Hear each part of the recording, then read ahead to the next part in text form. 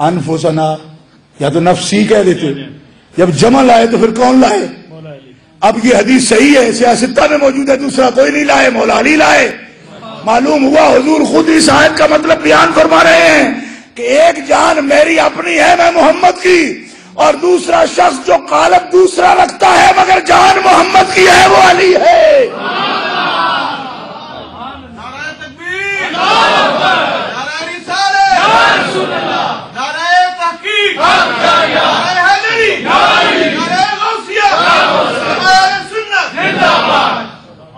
یہ ہے تعلق والے لوگ ہیں، اسی لیے حضرت امام شافعی فرماتے ہیں کہ آپ کے فخر بہت سے ہیں، بہت سے فخر ہیں اہل بیت رسول آپ کے، لیکن یہ بات تو ہر ایک کو سمجھ آئے گی کہ من لم یصلی علیکم لا صلاۃ لہ، جو تم لوگوں پر درود نہ بھیجے اس کی نماز ہی مکمل نہیں ہوتی۔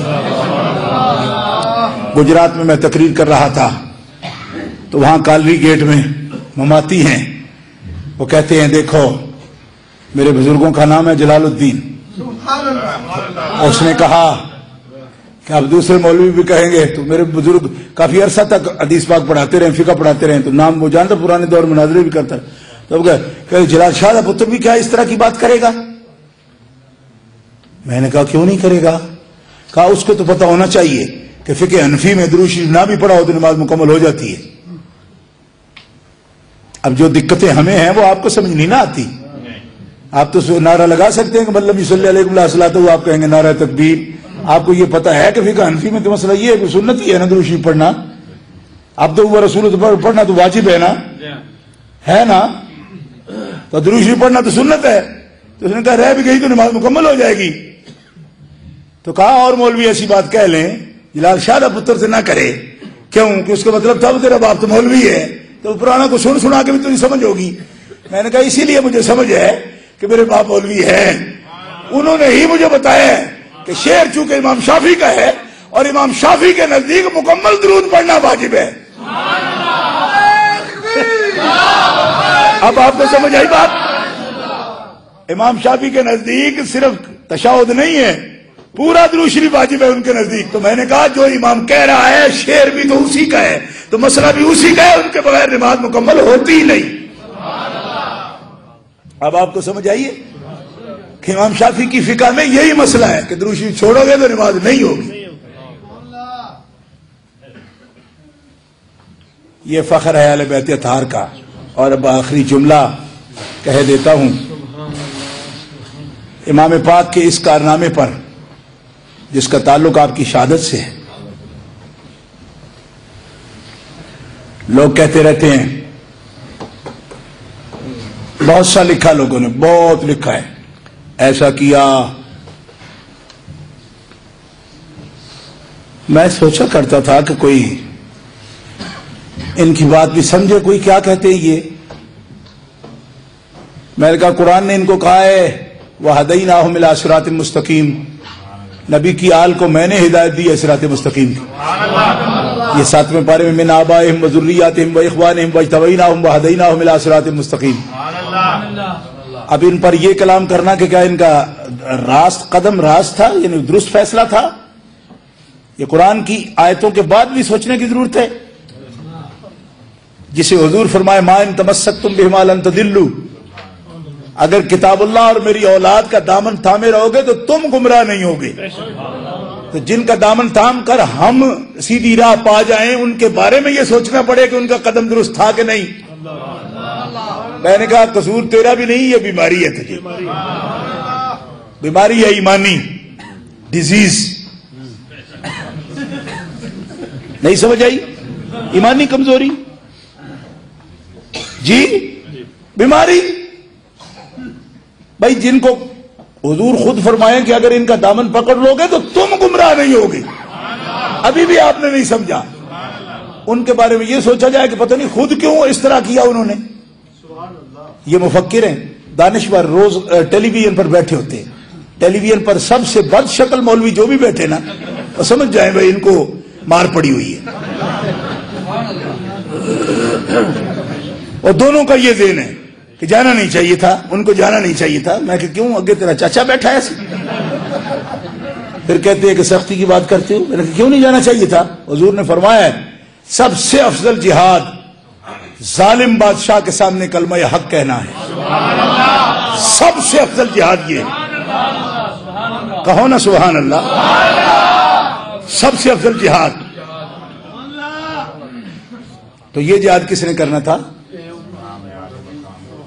جی؟ یہ کس کے حصے میں آیا؟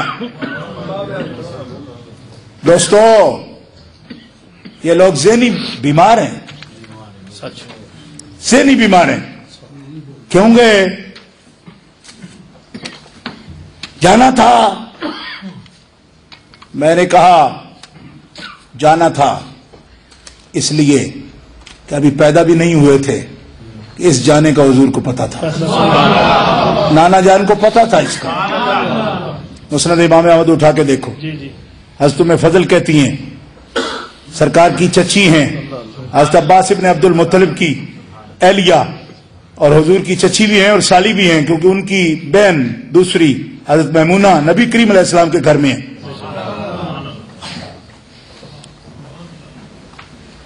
حضرت ام فضل کہتی ہیں میں نے بڑا بھیانک خواب دیکھا ہے، خوفناک. فرمایا کیا دیکھا؟ کہا آپ کے وجود مقدس کا ٹکڑا ہے اور میری گود میں آ کے گرا ہے، کٹا ہوا الگ. آپ نے فرمایا تو بڑا مبارک خواب ہے. مبارک خواب کہ فاطمہ کے ہاں بیٹا ہوگا اور آپ اسے کھلائیں گے، آپ کی گود میں آئیں گے. آپ فرماتی ہیں بیان نہیں اسی طرح ہوا کہ جب حسین ابن علی پیدا ہوئے میں نے ان کو گود میں اٹھایا تو وہ سرکار نے جو تعبیر بتائی تھی وہ میرے سامنے آ گئی. آپ اسی مقام پر فرماتی ہیں نبی کریم علیہ السلام نے اپنی گود میں جناب حسین ابن علی کو بٹھایا اور آپ کی آنکھوں سے آنسو جاری ہو گئے. میں نے عرض کیا یا رسول اللہ آپ روتے ہیں؟ فرمایا ہاں میرے پاس جبریل امین آئے، اور ایک حدیث میں آتا ہے وہ فرشتہ آیا جو پہلے کبھی نہیں آیا. فرمایا مجھے آ کر اس نے بتایا ہے کہ آپ کا یہ نواسا مقتول ہوگا، شہید ہوگا اللہ کے راستے میں، اور جس زمین پر اسے شہید کیا جائے گا میں اس زمین کی یہ مٹی بھی آپ کے لیے لے کر آیا.